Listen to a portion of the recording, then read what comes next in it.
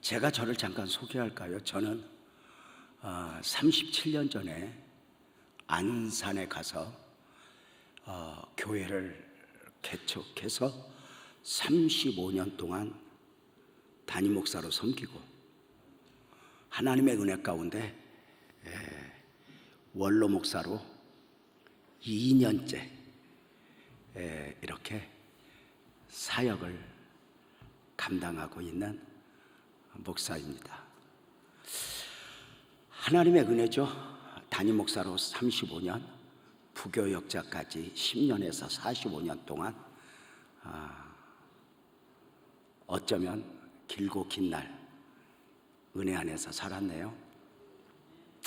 오늘 여러분과 처음 만났는데 너무 좋아요. 이 친구들이 있으니까 가슴이 뛰는 거예요. 진짜 저는 지금도 저들을 보면 가슴이 뛰고 왜 그런지 모르겠어요. 내가 저 친구들에게 늘 해주는 말이 있거든. 그대들이요, 지금 그대들은 인생을 준비할 때지 인생을 즐길 때가 아닙니다. 인생을 준비해야 할 때 인생을 즐기는 쪽으로 방향을 잡으면 언젠가는 슬픈 눈물을 흘립니다. 청년들에게도 내가 얘기해요. 결혼 빨리 하라고. 학위 받는 것보다 결혼이 더 중요하다고. 빨리 해라, 빨리. 결혼 빨리 하면 골라서 가고 늦게 하면 남는 거 두고 가고 더 늦게 가면 반품하고 한다.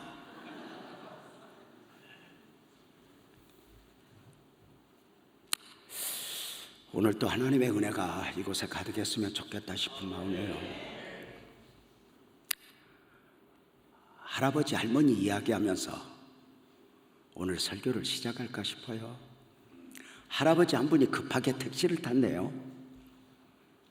문제가 생겼어요. 자꾸만 가는 길이 막히고 시간이 지연되는 거예요. 시간이 지연될수록 택시 뒷자리에 탄 할아버지는 시계를 연실 보면서 안절부절이에요. 그 모습을 백미러로 바라보던 기사가 물어요.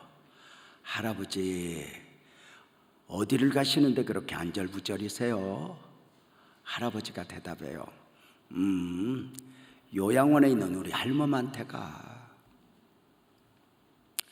저녁 시간이 다 됐는데 이렇게 자꾸만 늦어지네. 얼른 가서 아내 저녁 시간에 함께 했으면 좋겠는데. 택시기사가 물어요. 할아버지 안 계시면 할머니가 식사를 못 하시나 봐요. 할아버지가 대답해요. 아니, 우리 할멈은 아무것도 몰라. 다 도와버려서 치매야. 남편이 누군지, 자식이 누군지, 먹어야 하는지, 잠을 자야 하는지 다 놓아버렸네. 택시기사가 물어요. 할아버지, 그러면 천천히 가셔도 되잖아요. 할머니가 아무것도 모르신다며요. 이때 할아버지가 그래요. 내가 알잖아. 할멈은 나를 놓았어도 내가 그 할멈을 어떻게 도와.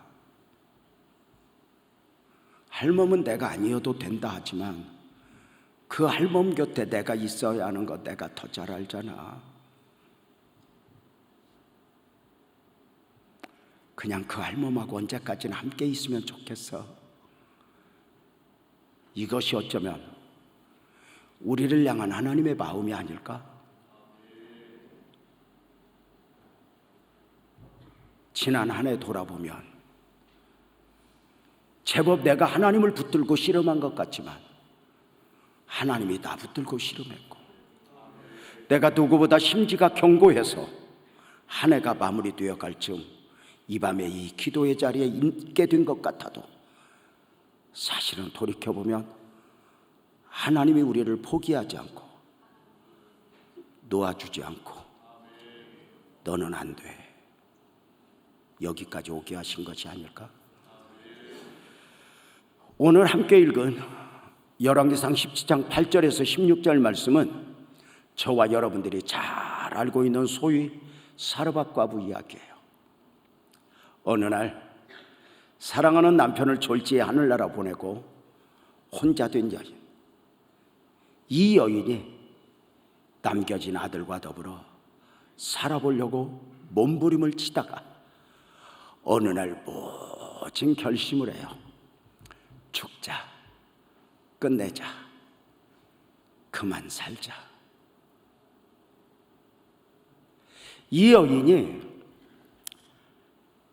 속된 표현으로 오늘날로 말하면 자살을 하겠다는 건데, 이 여인이 이렇게 모진 결심을 할 수밖에 없는 이유에 대하여 성경은 이렇게 소개해요. 가루통에 가루가 한 주먹 남았다고. 어때요? 가루통에 가루가 한 주먹 남았다면 어제도 배불리 먹었고 그제도 배불리 먹었는데 지금 한 주먹 남아 모자란 것일까? 아니요. 굶다시피 했을 거예요. 어쩌면 자기 목숨보다 소중한 아들만 먹였을지도 몰라요. 근데 어느 날 이 가루통에 가루를 바라보는 순간 와르르 무너져요. 살아보려고 몸부림을 쳤던 만큼이나 애썼던 만큼이나 그 가루통이 말없는 말을 하는 것 같아요. 너 아직 희망 있니? 너 아직 가능성 있니? 끝내 이 여인이 모진 결심을 하죠. 가루통에 가루 한 주먹. 이 여인이 이렇게 모진 결심을 할 수밖에 없는 이유에 대하여 성경 속으로 깊이 들어가면 몇 가지 이유가 더 있어요. 그 중에 하나, 나라가 몇 년째 가뭄이에요. 온 나라가 바알과 세라에 비쳐 하나님의 나라가 아니 되었고 하나님의 백성이 아니게 되자 하나님은 하늘문을 3년 반 닫아두시고 씨름을 했어요. 내 백성아 돌아와, 내 백성아 돌아와. 나라가 몇 년째 가뭄이었다. 산천 초목도 메말랐을 것이고 사람들의 인심도 메말랐을 거예요. 그가 부모여도 그가 가족이어도 그가 형제여도 각자 도생, 각자가 살아남아야지 누가 누군가를 도울 수 있는 입장이 아니죠. 또 하나, 이 여인이 이렇게 모진 결심을 할 수밖에 없는 이유, 당시 시대는 우리나라 조선시대보다 훨씬 더 남자 중심의 사회였어요. 정말 죄송하지만 당시에는 여자는 수를 헤아릴 때 사람 수로도 넣지도 않았어요. 전승에 의하면 유대인들의 기도 중에 이런 기도가 있어요. 여자로 안 태어나게 해주셔서 고맙습니다. 그만큼 여자가 천대시 됐다. 우리나라도 한때 남자 중심의 사회였잖아요. 완전히 여인이 시집가서 아들을 낳지 못해도 칠거지약 중에 하나라고 밀려났죠. 혹시 시집가서 남편이 일찍 죽어도 그 집 귀신 되어야 된다고 영원히 그렇게 처절한 삶을 살아야 했죠. 남자 중심의 사회였죠. 지금은 시대가 많이 바뀐 것 같아요. 우리나라 지금은 훨씬 더 여자들이 센 것 같아. 그리고 딸이 이뻐. 지금은 남자 중심의 사회가 아닌 것 같아. 몰라, 여자 중심의 사회라고는 할 수는 없지만 분명한 건 흐름이 바뀐 건 틀림없어. 그래서 요즘에 뭐 자식이 몇이요 그러면 아들만 셋이 있고 이런 사람은 이렇게 인사하는 거라 삼가 조의를 표하나이다 막 이렇게. 딸 여럿이 있으면 이쁘고. 그 옛날 남자 중심의 사회는요, 딸만 있으면 어디 가서 고개도 못 들어요. 그래서 딸만 있는 사람은 누가 자식 물어볼까 봐 고개 푹 숙이고 있다가 자식이 몇이요 그러면 몹쓸 것만 셋이요 막 그랬어. 아니, 내가 아는 목사님은 시험 들었다니까. 교회에 부임해 갔는데 권사님 아들이 결혼을 하는데 목사님한테 주례 안 받겠다고. 야 이놈아, 목사님한테 주례를 받아야 복을 받지 안 받아. 왜? 드디어 속에 있는 이야기를 하는 거야. 목사님 딸 셋밖에 안 낳았잖아. 그 기운이 줄에 서다가 나한테 오면 어떡해. 목사 시험 든 거 아니야. 지금은 딸이 이쁜 것 같아. 딸이. 그 옛날 남자 중심의 사회에서 혼자 둔 여인이 무엇을 할 수 있었을까? 어떤 직업을 가질 수 있었을까? 아무것도 선택의 여지가 없었죠. 무엇보다 그 옛날 가난한 집안에서 빚을 얻어다 쓰면 때가 되어 갚지 못하면 목숨보다 소중한 자식을 노예로 보내야 돼. 이 모든 상황 가운데 이 여인이 모진 결심을 해. 죽자, 끝내자. 여러분 한번 물어봅시다. 이 여인 오늘날로 말하면 자살하겠다는 건데 한번 묻겠습니다. 오늘날로 말하면 이 여인 교회 다니는 여인일까 안 다니는 여인일까? 그냥 아무 대답 없이 네가 알아서 해라다가 알아서 듣게 뭐 그런 거야? 여러분 어때? 이 여인 교회 다니는 여인일까 안 다니는 여인일까? 다니는 여인 같아. 왜? 엘리야 목사님을 알아보고 엘리야 목사님 말씀에 순종하는 것 보면, 그지? 그러면 삶이 이 지경 되기까지 이 여인이 기도는 안 해봤겠어? 우는 건 안 해봤겠어? 금식은 안 해봤겠어? 하나님, 내 남편 왜 데려갔어요? 우리 어떻게 살아요? 하나님, 우리 아들 어떻게 해요? 근데 어느 날부터인가 그 하나님이 내 하나님으로 느껴지지 않는 거야. 우리 복음적 그리스도인들은 사방팔방이 다 꼬여도 하나님이 느껴지면 산다. 근데 어느 날 그 하나님이 내 하나님이 아닌 것 같아. 교회를 오래 다녔으니까 하나님을 부인하는 건 아니야. 성경 속에 아브라함과 이삭과 야곱의 하나님 맞아. 근데 내 하나님이라고 느껴지질 않아. 교회를 오래 다녔기에 목사님이 강대상에서 하나님에 대하여 말씀할 때 의심하는 건 아니야. 맞아, 인정해. 그런데 내 하나님은 아닌 것 같아. 누군가가 은혜를 입었다고 복을 받았다고 간증을 하면, 그래 하나님 나도요 해야 되는데 오히려 상처를 받아. 하나님, 나는요 하나님마저 나를 향하여 눈을 감았다. 그만 살지 뭐. 죽자, 끝내자. 모진 결심을 한 여인이 기가 막힌 심정으로 나뭇가지를 줍고 있어요. 하늘 나뭇가지를 주워서 불 피워서 떡 만들어 먹고 죽겠다는 거였죠. 하늘 나뭇가지를 줍고 있는데 그 기가 막힌 현장에 갑자기 누가 나타났느냐면 엘리야가 나타났어요. 여러분, 이 기가 막힌 현장에 엘리야가 왜 나타났을까? 왜 나타났겠어요? 이렇게 저를 멍하니 그렇게 보면 안 나오고 8절 9절을 보면 나와.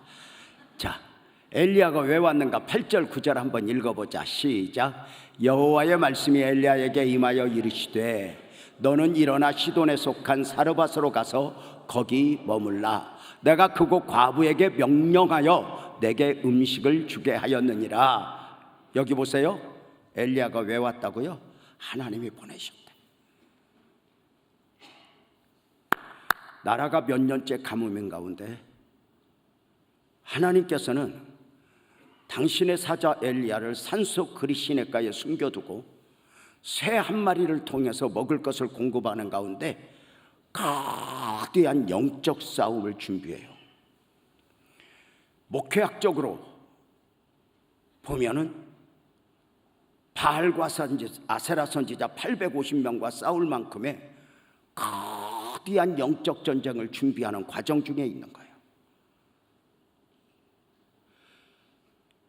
당신의 종을 산속에 숨겨놓고 새 한 마리를 통해서 먹을 것을 공급하시던 하나님이 어느 날 갑자기 엘리야를 향하여 말씀하시는, 엘리야야 빨리 일어나 사르밧으로 가라. 내가 지금까지는 새 한 마리를 통해서 너에게 먹을 걸 공급했지만 이제 그곳 여인을 통해서 내가 너에게 먹을 걸 공급할 터이니까 빨리 가라. 내가 지금은 새 한 마리를 통해서 지금은 가라 그러면 내가 명령해서 선택의 여지가 없어 그 여인이 먹을 거 줄 거야. 기가 막힌 심정으로 나뭇가지를 줍고 있는데 엘리야가 나타난 거죠. 이렇게 정리했어요. 잘 보세요. 이 기가 막힌 심정으로 나뭇가지를 줍고 있는 여인 곁에 엘리야가 나타났다. 왜? 하나님이 보내셨다고. 보내신 목적은 뭐라고? 내가 지금까지는 새 한 마리를 통해서 먹을 걸 공급했지만 여인을 통해서 먹을 걸 공급할 테니까 가라 했다는 거예요. 여기서 우리는 의문점을 가져요. 하나님이 엘리야를 진짜 보내신 목적이 무엇인가?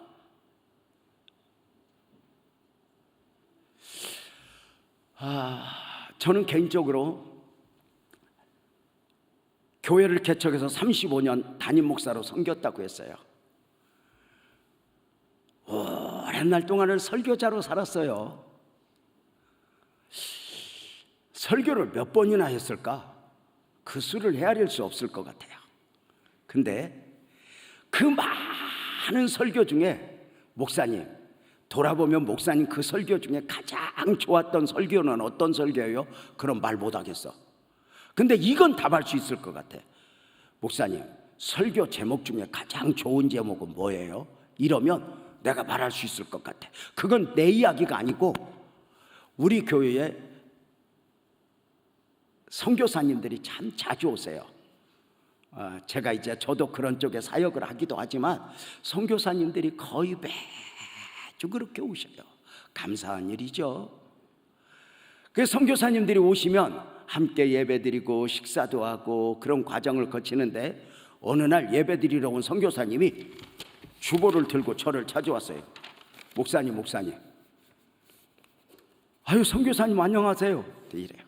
목사님 저 오늘 예배드리러 왔는데 은혜 받으러 왔는데 나 예배 드릴 것도 없대. 설교 제목 보고 은혜를 다 받았대. 그 설교 제목이 뭐냐 이거야. 따라서 해봐요. 예수 안에 예수. 더 크게 예수 안에 예수. 보이는 예수 안에 보이지 않는 예수. 믿음이 아니어도 은혜가 아니어도 누구나 볼 수 있는 나사렛 예수 말고 믿음이어야 은혜여야 하나님이 계시해 주셔야 눈을 열어야 볼 수 있는 그리스도 예수. 우리는 눈에 보이는 예수를 안다고 해서 예수를 아는 게 아니다. 그리스도 예수를 만나야 하고 그리스도 예수를 알아야 한다. 이런 이야기거든요. 한 번만 더 따라서 해봐요. 미안해요. 예수 안에 예수. 똑같죠? 따라서 해봐요. 말씀 안에 말씀. 말씀이 하나님이잖아요. 말씀에 깊이가 있는 거 아세요? 예수 안에 예수. 믿음이 아니어도 은혜가 아니어도 4대 성인 중에 한 분, 누구나 볼 수 있고 누구나 말할 수 있고 평가할 수 있는 예수도 있지만 믿음이 아니면 은혜가 아니면 하나님이 계시해 주지 않으면 성령으로 말미암지 않고는 깨달아 알 수 없는 그리스도 예수가 있단 말이에요. 똑같아요. 말씀도 믿음이 아니어도 은혜가 아니어도 누구나 읽으면 상식으로 받을 수 있을 만큼의 종교서적으로의 성경이 있어요. 그런데 보혜사 성령이 오셔야 성령님이 깨닫게 하시고 눈을 열어주시고 계시해 주셔야 보이는 말씀이 있어요. 이것이 보이기 시작하면 우리는 이렇게 말해요. 평가가 달라지는데 내가 수준 있는 말할게. 자기들이 좀 알아듣는 척 해봐. 그것이 딱 보이는 순간 이렇게 말해요. 당신에게 성경은 더 이상 글이 아니라 길입니다. 그것이 보이는 순간 당신에게 성경은 더 이상 정보나 지식이 아니라 진리입니다.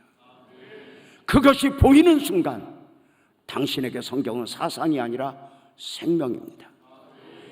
길이요 진리요 생명이신 예수, 길이요 진리요 생명이신 말씀.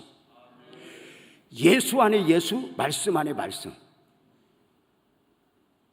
오늘 하나님께서 여인에게 엘리야를 보내신 목적에서도 우리는 말씀 안에 말씀을 볼 수가 있어요.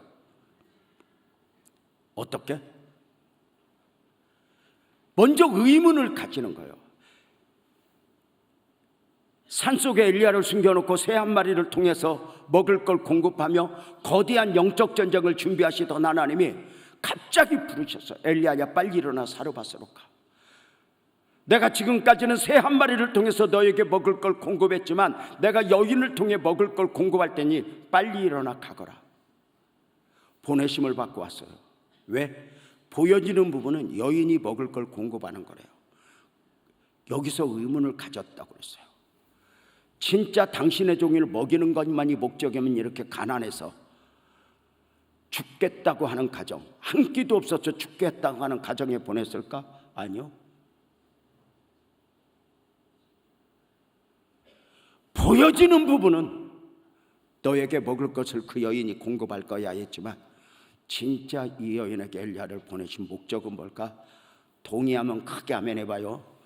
살리시기 위하여. 무엇이 보이죠? 하나님이 보고 계신다는 거예요. 이 여인의 거대한 시련, 아픔, 눈물, 참으로 안타까운 상황이어서 하나님이 나를 향하여 눈을 감은 것 같아. 그래서 나 이제 그만 끝낼 거야, 죽을 거야 했는데 하나님이 내 하나님으로 느껴지지 않아. 나 그만둘 거야 했는데 하나님이 보고 계셨다.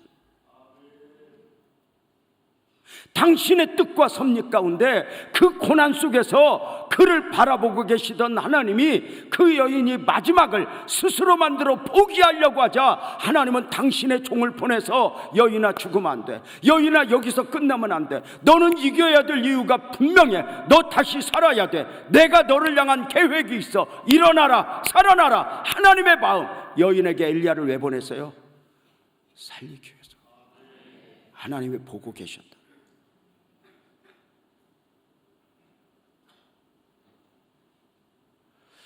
우리 여기 학생들 많이 있는데 저는 개인적으로 엄마 아버지를 몰라요. 제가 5살 때 아버지가 돌아가시고 8살 때 어머니가 돌아가셨어요.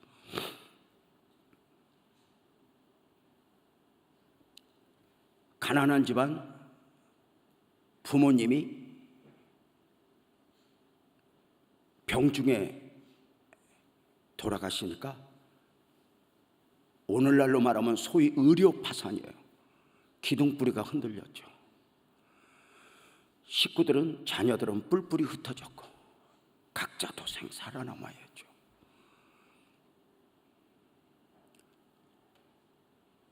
저는 어릴 적부터 어디 가서 먹지, 어디 가서 자지가 숙제였어요. 초등학교 5학년 때 도배하는 아저씨 따라다니면서 심부름을 해주고 먹을 걸 구했고, 포장마차 하는 아주머니 양동이로 물을 떠다 주면서 용돈 10원씩 받았던 기억이 있어요. 초등학교 6학년 때 신문을 배달했고 신문을 팔면서 스스로 삶을 엮어가야겠죠. 한계에 부딪혔네요.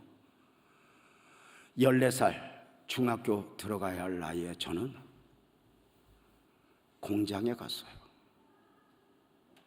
14살 소년이에요. 지금 대통령이신 이재명 대통령이 누가 나보고 그러더라고. 요새 제명이 전성시대라고. 저는 정치적으로가 아니라 그 대통령을 보면 짠한 게 그 대통령이 14살 때 공장에 갔잖아요. 팔 이렇게 휜 거 보면 여기가 아려요. 왜? 저도 2년 반 동안 공장 생활을 하는 동안 얼마나 많은 과정을 거쳤는지 저는 지금도 제 몸에 그 상처들이 있거든요.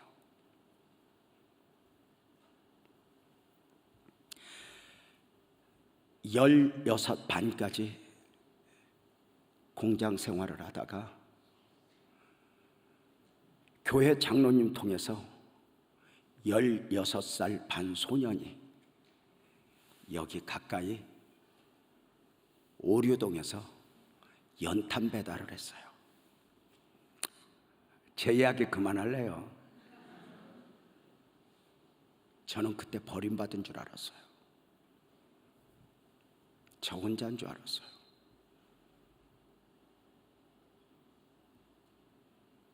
근데 아니었어요. 그 처절했던 소년 안에 지금 유재명이가 담겨 있는 걸 저는 몰랐어요.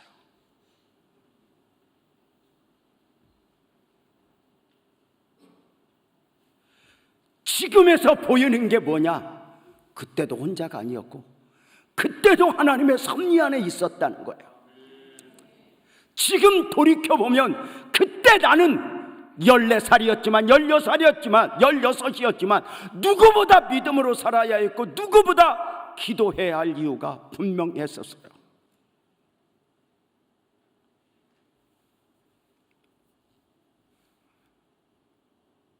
하나님이 보고 계셨다.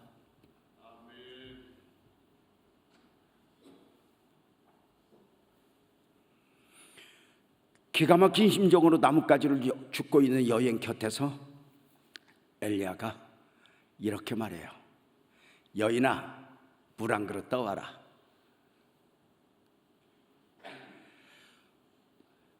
기가 막힌 심정으로 나뭇가지를 줍고 있는데 어떤 남자가 물 떠오래요. 기가 막혀 보니까 엘리야 목사님이에요. 아무 소리 않고 물 뜨러 가요. 딴 놈 같으면 귀싸대기 한 대 맞았을 거야. 네가 떠다 퍼먹어 이놈아. 아니 물은 쉬었겠어요. 나라가 몇 년째 가뭄인데. 물 뜨러 가는데 엘리야가 다시 여인을 불러요. 사집사 사료받고 아프니까. 사집사 그 내가 지금 산에서 내려오느라고 엄청 배가 고픈데 그 물 가져올 때 물만 가져오지 말고 떡도 좀 한 그릇 만들어서 가져와라. 이렇게 이야기를 해요. 물도 기가 막힌데 물 뜨러 가다가 떡 만들어 오라 소리에 여인이 다시 돌아와서 엘리야 가슴팍에 얼굴을 붓고 있는 대로 퍼부어요. 엘리야 목사님 어디 갔다 이제 오셨어요? 우리 남편 죽었을 때 어디 계셨었어요? 우리 남편 장례식에는 왜 안 왔어요? 우리 집 사정하세요? 우리 집 형편하세요? 가루통에 가루 한 주먹 남았어요. 그거 먹고 죽으려고 지금 나뭇가지 죽고 있어요. 그런데 그 떡 가져오라고요? 해도 너무한 거 아니에요? 벼룩에 간을 빼먹지. 해도 너무한 거 아니에요? 막 있는 대로 퍼부으니까 엘리야가 그 소리를 다 듣고 우리식으로 표현할게 들어보세요. 엘리야가 그 소리를 다 듣고는 한마디로 끝내요. 그래도 가져와. 독한 것 같아요. 아니 어떻게 나는 같은 목사 입장에서 그럴 수 있지? 나 같으면 어떻게 했을까? 여러분 한번 맞춰봐. 자, 목사님 일단 정리하자. 여 목사님 아까 저 사회 보시는 목사님 소개할 때 별로 소개할 거 없으니까 뭐 광채가 난다든지 뭐 감동이 왔다.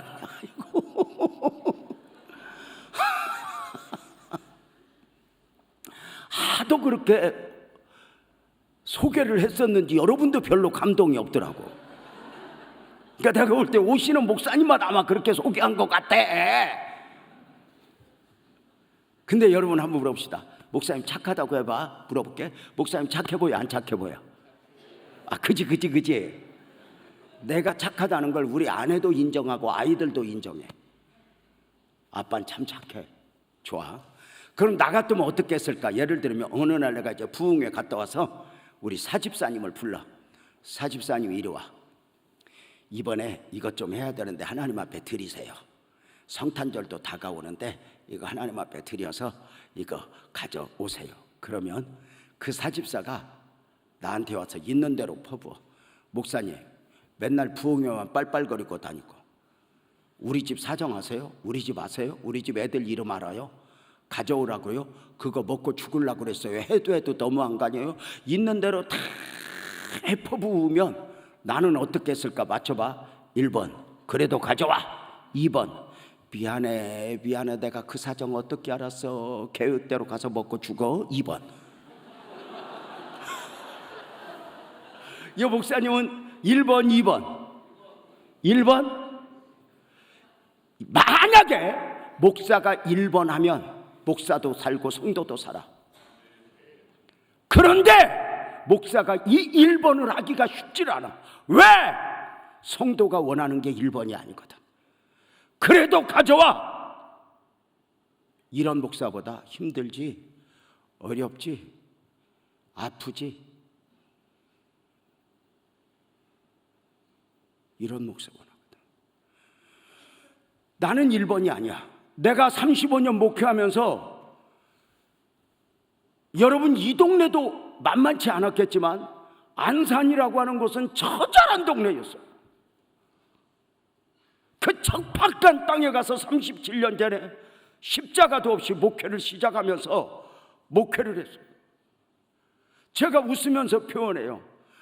처음에 37년 전에 교회를 지하실에서 개척했더니 미안해 표현을 이렇게 해서 미안한데 성도들이 와도 멀쩡한 게 안 오더라고. 거의 개척교회 같은 것들만 이렇게 오더라고. 이렇게 업어서 오고 업어서 데려다 줘야 될 사람 많아. 오죽하면 그때 당시에 우리 성도들이 막 전도했다 그러면 내가 그랬어. 좀 멀쩡한 것 좀 데리고 와라.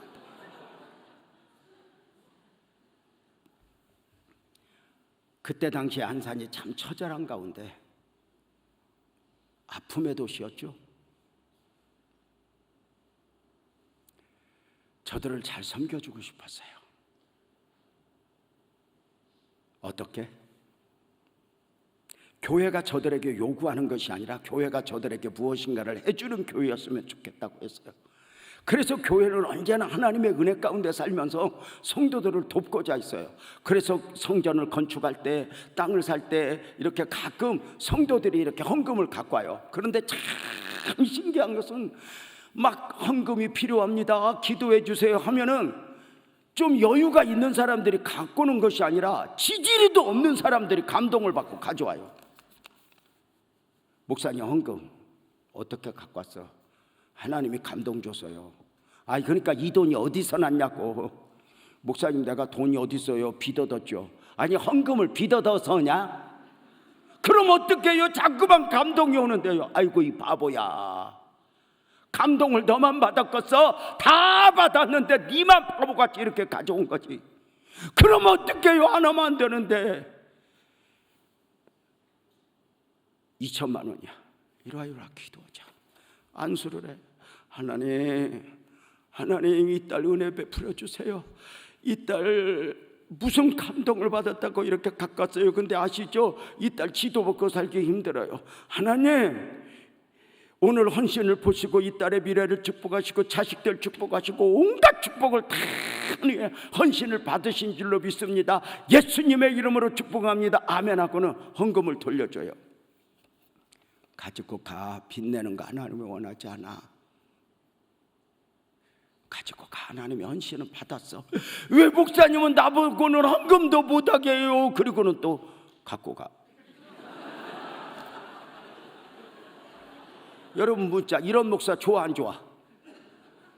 다시 솔직히 대답, 이런 목사 좋아 안 좋아? 어느 날 목사들이 성도들의 요구에 취해버렸어요. 어느 날 하나님이 절 보고 그래요. 유재명 네가 나보다 착해? 내가 감동 주었는데 네가 막아? 사실 저는 착한 목사가, 이 착한 목사 컴플렉스에 빠졌던 게 제가 원래 섬기던 목사님 때문에 그래요. 그 목사님은요 얼마나 독하게 가르쳤는지 몰라요. 막 쓰러져 죽을 것 같은데 기도를 해. 새벽 예배 안 나오면 성도들 보내서 깨워. 아니 진짜 막 그런 목사님이에요. 막 어느 정도로 제가 이렇게 독하게 훈련을 받았냐면, 재명아 하나님이 오늘 저녁 기도하란다. 우리 관악산 올라가자. 그래가지고는 눈이 어제같이 쌓였는데 관악산을 데리고 올라가요. 비닐 한 장 씌울 거 성경책 하나 들고 올라가요. 그때 통행금지가 있어요. 11시 반쯤 올라가서 나 급한 일 있으니까 내려갈 테니까 내일 아침에 데리러 올게. 여기서 기도하고 있어라. 그러면서 이렇게 말해요. 여기서 졸면 너 얼어 죽는다. 밤새 부르짖다 능력 받아라. 그러고는 자기는 내려가요. 날 보고 어떡하라고. 그 관악산에서 부르짖어요. 안 죽으려고. 주여 주여. 밤새 외치는데 아침에 능력이 온 게 아니라 경찰이 왔어.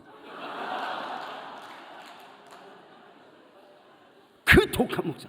내가 봤거든요. 내가 이제 부교육자를 하는데 어느 날 시장에서 노점 상사하던 집사님이, 야채 파는 집사님이야, 와서 막 시벌시벌 막 목사님을 투덜대. 아이, 왜 내가 대강 이해는 하겠지만 말해봐 그랬더니, 노점에서 장사를 하고 있는데 12월 어느 추운 겨울인데 목사님이 지나가시더래. 그래서 아니 목사님 웬일이세요? 그랬더니 지나가다 왔지 그러더래. 목사님은 지나가다 온 적이 없어. 그냥 온 건데 말을 못할 뿐이야. 목사님 이리 오세요. 그래가지고는 그 12월에 노점이니까 엉덩이만 따뜻한 데 있잖아. 목사님 여기 앉으세요. 앉았어. 손을 부비면서 어서 도란도란 대화를 하는 거야. 요새 힘들지? 요새 어렵지? 요새 많이 장사도 안 됐지? 경기 안 좋지? 뭐 이런 얘기 도란도란. 네 목사님 요새 사는 게 왜 그런지 몰라요. 장사도 잘 안 돼요. 그래 힘들구나 하는데 저기서 어떤 분이 그래, 아줌마요 시금치 얼마예요? 그러니까 집사님이, 목사님 잠깐만 기다려, 나 시금치 팔고 올게. 내가 얼른 가라. 그래서 시금치 팔고 거래하고 돈 거슬러 주고 있는데 띠리링 소리가 들리는 거야. 엉덩이만 따뜻한데 옆에 돈통이 있거든. 내 전화번호 소리, 전화 소리 알듯이 돈통 열리는 소리 알지? 늘 내가 여니까 돈통이 띠리링 열리더니 목사님이 쳐다보지도 않고 돈 몇 장을 꺼내가지고 가더래. 물건을 팔다가 깜짝 놀랐고, 저 목사님 뭐 하는 거예요? 달라고 그러지? 와서 보니까 다 가져간 것 같진 않아. 몇 장 가져간 것 같아요. 생전 저러지 않았던 목사님이 웬일일까? 무슨 일이 있나? 잊어버렸어. 그 다음 달에 또 오신 거야. 지나가다 왔지. 앉아서 엉덩이만 따뜻하게 앉혀놓고 이제 그 커피 한 잔 타드리고, 도란도란 힘들지 어렵지. 지난달은 잊어버렸어. 엉겹결이니까. 그랬는데 아줌마요 배추 얼마예요? 그러니까 목사님 나 잠깐만. 그러고 배추 팔러 간 사이에 돈통이 떨려요 갖고 돈 몇 장 꺼내간 거야. 이때 나한테 와서 막 시벌시벌한 거야. 야 목사님이 그럴 수가 있냐? 돈을 다 가져가더라. 돈. 아이 뭔 뜻이 있겠지. 뭔 뜻이 있어? 이해가 안 될수록 입부터 닫어. 그 다음 달에 와서 울면서 이야기하는 거야. 문제는 세 번째 달 또 왔더래. 이제 도란도란 이야기하지만 생각은 딱 여기에 있어. 언제 돈통을 열 거냐? 아닌 게 아니라 대화하다가 물건 팔란 사이에 돈통이 열리는데 이 집사님은 지금 물건 팔 생각이 전혀 없어. 오늘 해답을 못 얻으면 나는 시험 들어.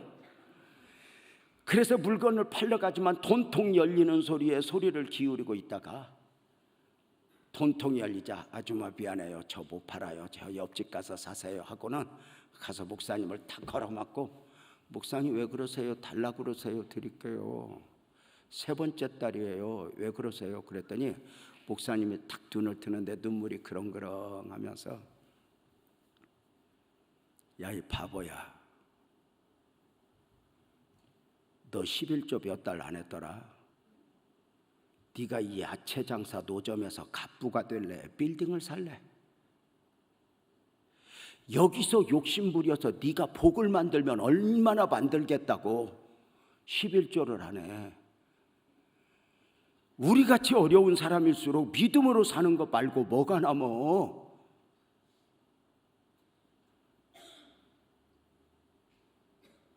힘들고 어렵다고 믿음부터 도와? 나는 그거 못 봐.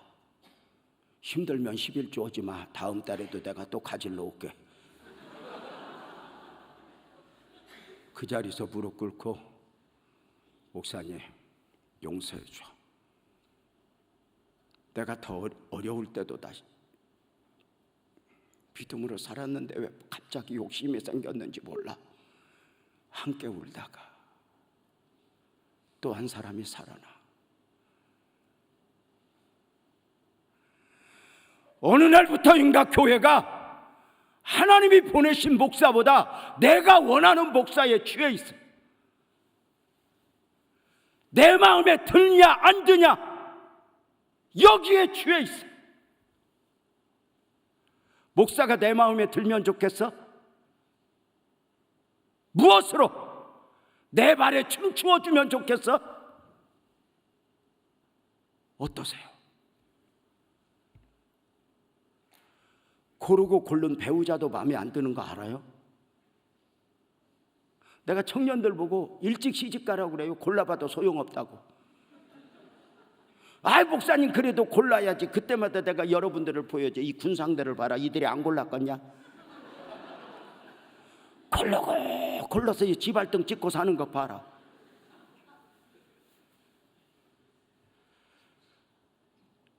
뭐가 마음에 들어? 이렇게 마음에 들어. 마음에 들어야 된다고 생각하는 게 죄성이에요. 진짜 마음에 들어야 된다면 이거예요. 네가 내 마음에 드냐가 아니라 내가 네 마음에 드냐지.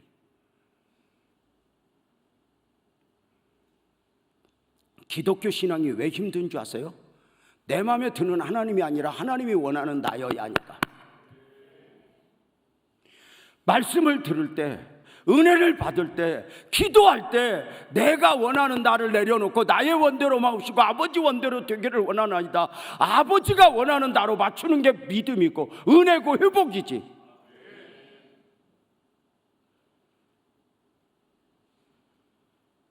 여러분 한번 물어봅시다. 여러분은 과부 엽전 둔이 뺏어가는 하나님이 좋아? 여덟이 멈춰주는 하나님이 좋아?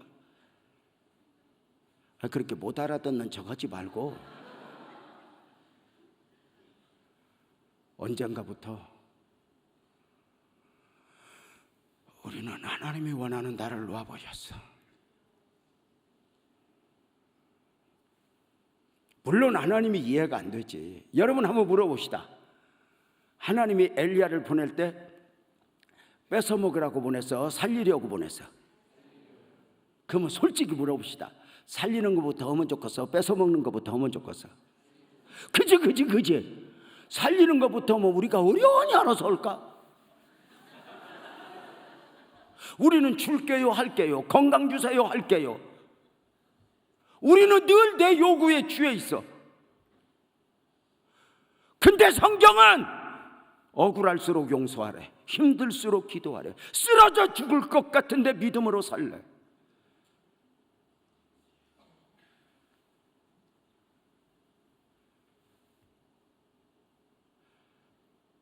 여러분 어때요?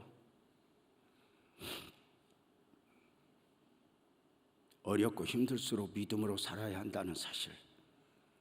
고난 중에 역경 중에 내 삶에 하나님의 스토리가 담겨있고 하나님의 뜻이 담겨있다고 난 오늘 또 다시 한번 기도 가운데 하나님의 은혜를 입어야 한다는 생각, 이런 생각을 하지 않나? 왜 어려울수록 아멘 해야 할까요?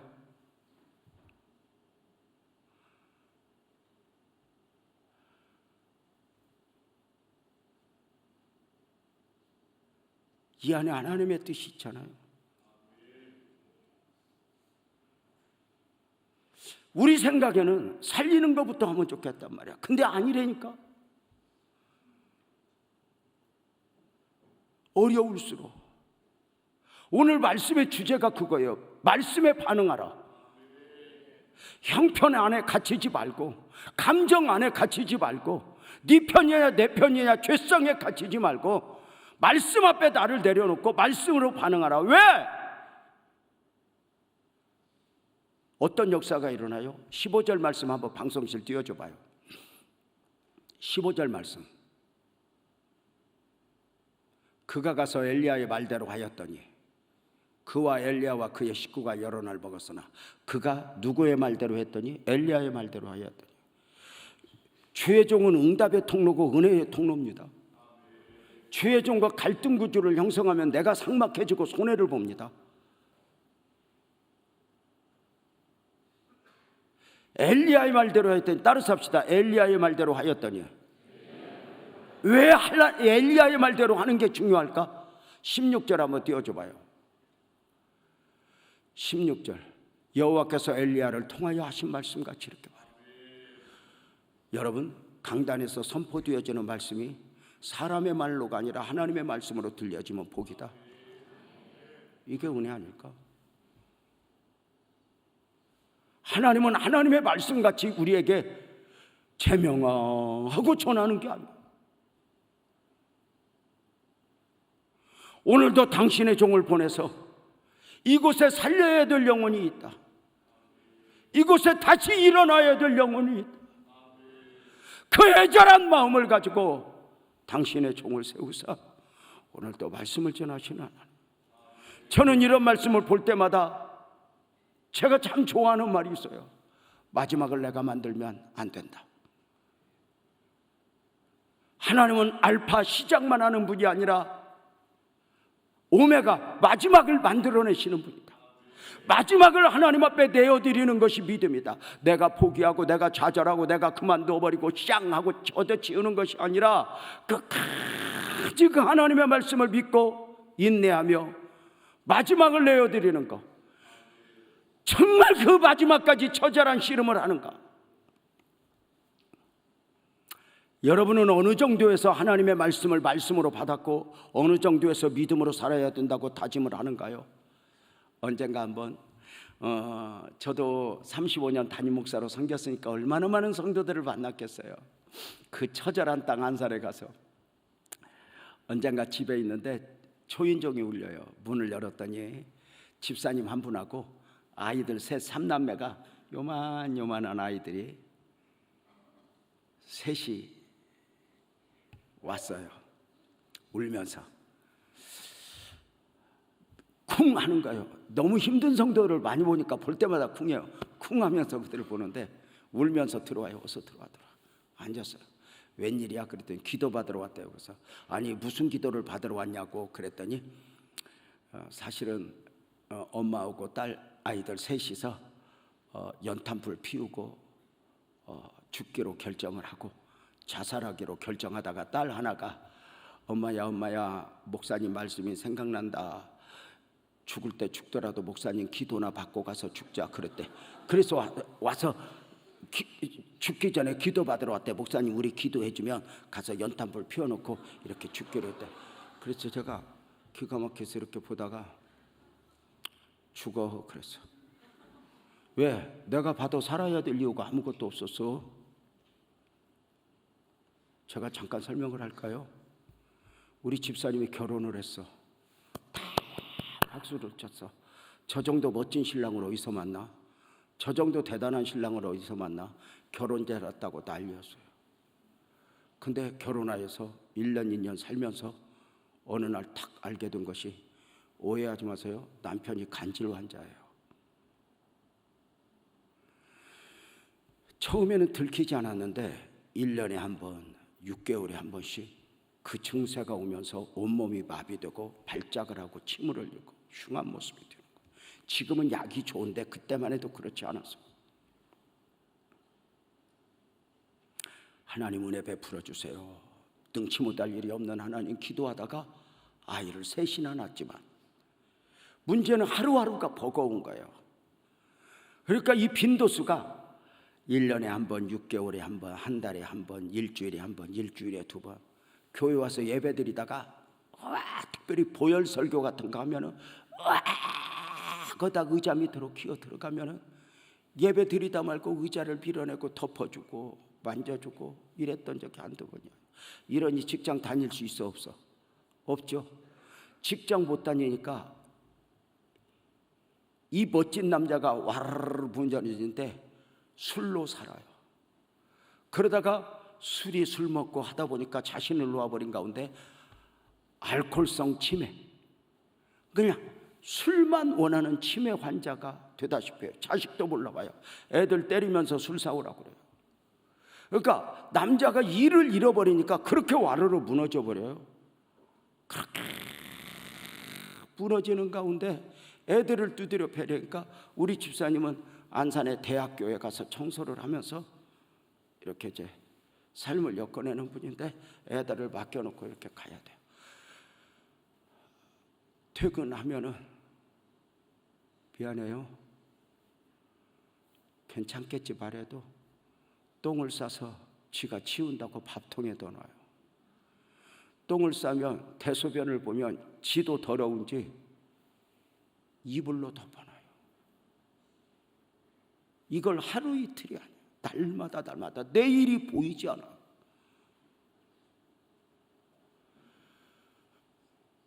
어느 날 퇴근하고 와서 보면은 남편이 목욕탕 창문으로 1층인데 뛰어내려서 없어졌어요. 목사님, 은영이 아빠 없다, 어떡하면 좋냐? 찾아야지. 온 동네 찾아갖고 또 데리고 오고, 이름표 채워주면 또 놓고 가서 또 찾아오고. 어느 날 나한테 전화 왔어. 목사님, 은영 아빠 없다, 퇴근하니까 없다, 어떡하면 좋냐? 나도 너무 속상해서 그랬어. 찾지 마. 죽어버리라고 찾지 마. 죽어버리라고 찾지 마. 그랬더니 목사님까지 그러면 어떡해? 친정도 그렇게 말했어. 버리라고. 시집도 쳐다도 안 봐. 나도 버리고 싶었어. 근데 목사님이 마지막을 만들지 말라며, 이 안에 하나님의 뜻이 있을지 모른다며, 끝까지 견디라며. 그리고 이제 와서 찾지 말라고 하면 어떻게? 찾자! 그러고 또 가서 찾아. 사는 거야. 어느 날 하루 앞거는 12월 1월 이 추울 때 퇴근하고 어린이집에 맡겼던 자식들 데리고 왔더니 남편이 없어. 이름표도 놓았는데 없어. 신발도 안 신고 목욕탕 창문으로 뛰어내렸어. 술 사러. 슈퍼에 갔어. 우리 은영 아빠 안 왔어? 낮에 술 사들고 나갔는데 아무리 찾아도 없어. 그 다음날 지문조회에서 연락이 왔는데 안산에서 천안까지 그 영하 10도 15도 되는데 술 한 병 사들고 맨발로 걸어갔어. 그대로 고대병원 실려와서 2다리 잘랐어. 사는 거야. 지금은 요양제도라도 잘 돼 있어. 그때는 치매고 누구고 전부 가족들이 독박 써야 돼. 사는 거야. 목사님, 우리 죽을 거야, 자살할 거야, 기도해 줘. 그런데 내가 봐도 더 살으라고 해야 할 이유가 아무것도 없어. 그래서 이리 와 기도하자. 그리고 목사님하고 같이 가서 죽자. 나도 엉겹결에 말했어. 나하고 죽자. 그랬더니 옆에서 고맙게 그 딸 하나가 그래. 목사님은 죽지 마. 엄마하고 나만 죽을 거야. 엄마하고 우리만 죽을 거야. 목사님은 죽지 마. 근데 그 소리가 가슴이 찢어지게 안 들릴까?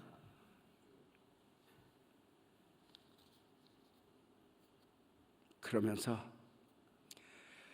제가 그 집사님하고 그래서, 집사님 쟤들 눈 좀 봐라. 우리도 우리지만 얘들 죽이면 되겠냐? 얘들 죽이고 싶냐? 그럼 어떡해 목사님?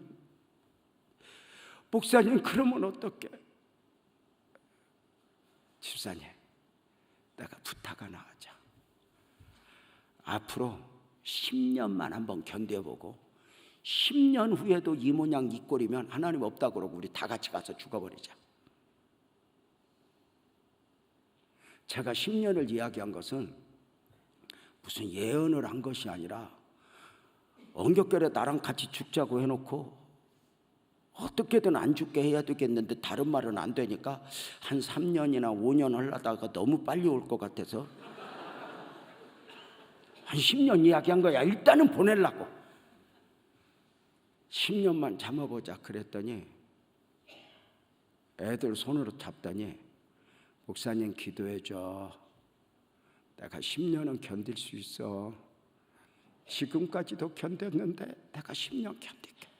그래 고마워. 그 넷을 끌어안고 엉엉 울고 보냈어. 그리고 나도 바쁘니까 잊어버려. 왜냐면 그 어려운 집이 그 집 한 집이면 내가 기억하고 있을 텐데 하도 어려운 것들이 많으니까 그냥 사는 거야. 그러더니 10년 지난 어느 날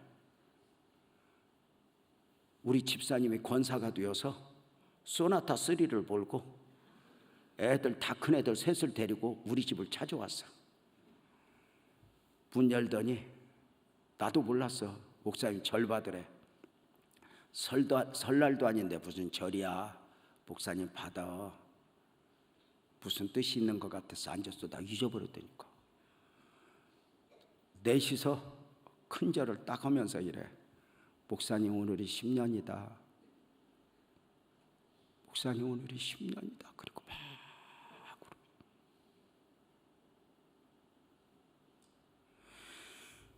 죽겠다고 저에게 왔다가 간 뒤로 한 6개월 있다가 회사에 관리부장이 새로 와서 학교에 그러니까 교수들도 관리해야 되지만 직원 관리, 청소하는 분들, 조경하는 분들, 뭐 이런 지원 관리 부장, 관리 직함은 잘 모르겠는데 새로 와서 직원들 이제 적응하면서 일을 시켜나가는 과정 중에 이제 여유가 생겨서 직원들 이력서를 보다가 우리 집사님 서류에 눈이 갔어. 어디서 그 남편 이름이 보던 이름이야. 가족관계 증명서 불렀어. 남편이 송원철 씨 봤어? 네. 혹시 키 크고 잘생기고 이렇게.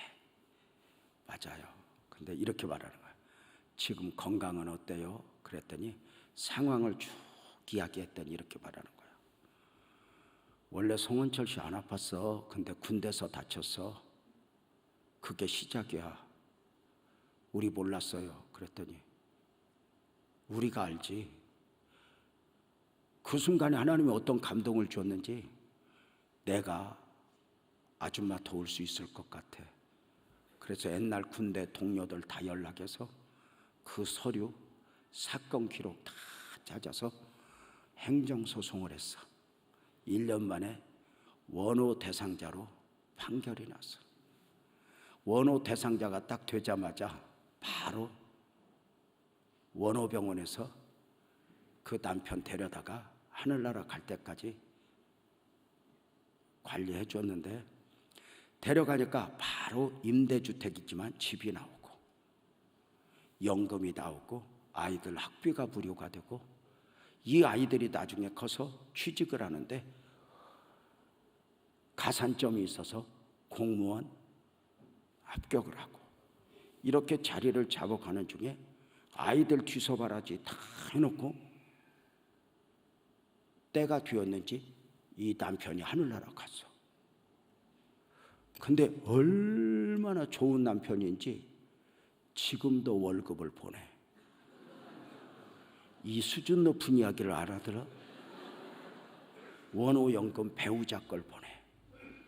벌지, 원호연금 나오지, 아이들 자리 잡지. 지금 우리 교회에서 손가락 안에 들 정도로 여유가 있을 만큼 하나님의 은혜를 입었어. 교회가 때로는 육으로도 때로는 영으로도 살리기 위하여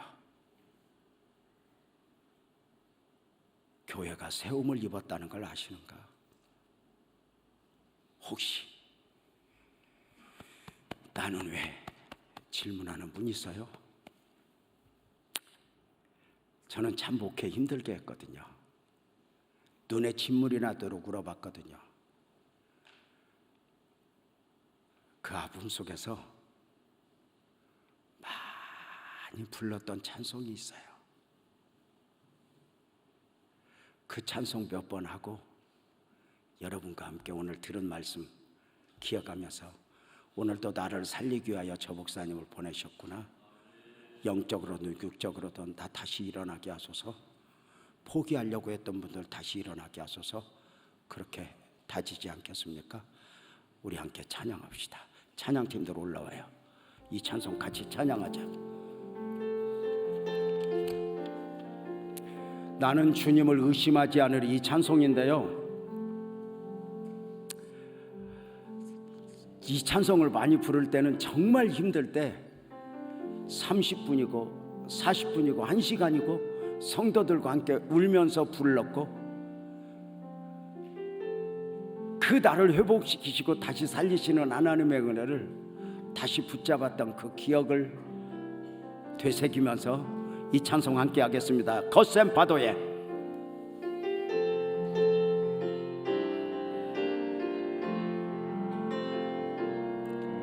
거센 파도에 돛대가 부러지고 돛이 찢어져 난파할지라도 나는 주님을 의심하지 않으리. 오직 주님만 믿으리. 내가 찢어진 때문에 울지라도 모든 희망이 산산조각 나더라도 나는 주님을 믿습니다 외치리 나의 아버지를 믿으리 모든 환난에서 나를 건져주시는 결코 실패함이 없는 주님의 손을 나는 언제나 의심하지 않으리 오직 주님만 믿으리 오랜 가뭄에 땅이 갈라지고 모든 식물이 말라 죽더라도 나는 주님을 의심하지 않으리 오직 주님만 믿으리 소중한 것이 한순간에 사라져도 모든 소망이 사라진다 할지라도 나는 주님을 믿습니다 외치리 나의 아버지를 믿으리 약속하신 것을 반드시 지키시는 결코 실수함이 없는 주님의 손을 나는 언제나 의심하지 않으리 오직 주님만 믿으리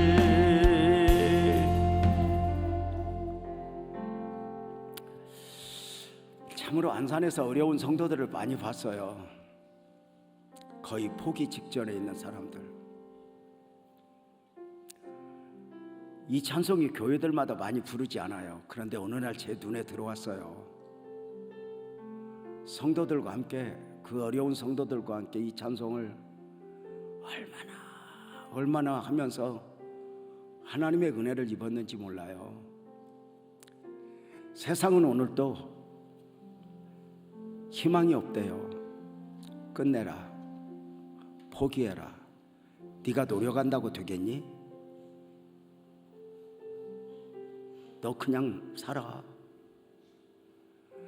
그런데 오늘 말씀은 우리에게 이렇게 말해요 내가 더 보고 있어 내가 더 일으킬 거야 내가 더 다시 시작하게 할 거야 비었던 가루통이 가득 차듯 오늘도 여러분의 영혼을 채우실 그 하나님을 믿으면 크게 아멘 더 크게 아멘 주여 나의 영혼을 채우소서 두 손 번쩍 들고 아멘 하나님 아버지 두 손을 들었습니다 저들 두 손을 보혈의 손으로 잡아주십시오 오늘 말씀 안에서 다시 일어나야 될 젊은이들이 있습니다 바랄 수 없는 중에 바라고 믿고 다시 일어나야 합니다 다시 살아나야 합니다 성령으로 기름 부어 주옵소서 다시 일어나게 하여 주시옵소서 하나님 나를 살리기 위하여 오신 주님 나를 살리기를 기뻐하시는 주님 다시 일어나게 해주십시오 가루통을 가득 채워주신 주님 우리의 영혼을 다시 채워주십시오 다시 일어나게 해주십시오